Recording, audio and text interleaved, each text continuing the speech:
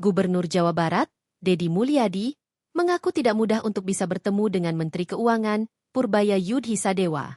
Perselisihan antara keduanya bermula dari isu terkait dana pemerintah daerah yang masih tersimpan di bank.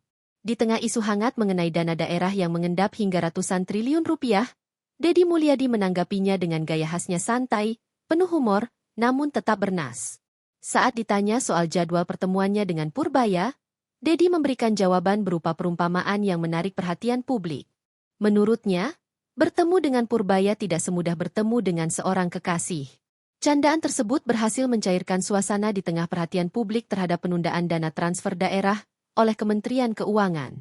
Namun, di balik lakar itu terselip kegelisahan yang nyata pasalnya. Penundaan dana transfer tahun 2026 untuk Provinsi Jawa Barat mencapai 2,45 triliun rupiah. Deddy menjelaskan bahwa penundaan tersebut terjadi karena pemerintah pusat menilai daerah belum mampu membelanjakan anggarannya secara optimal. Meski begitu, pemerintah Provinsi Jawa Barat menegaskan bahwa pengelolaan dan penggunaan anggaran telah dilakukan secara transparan dan bertanggung jawab.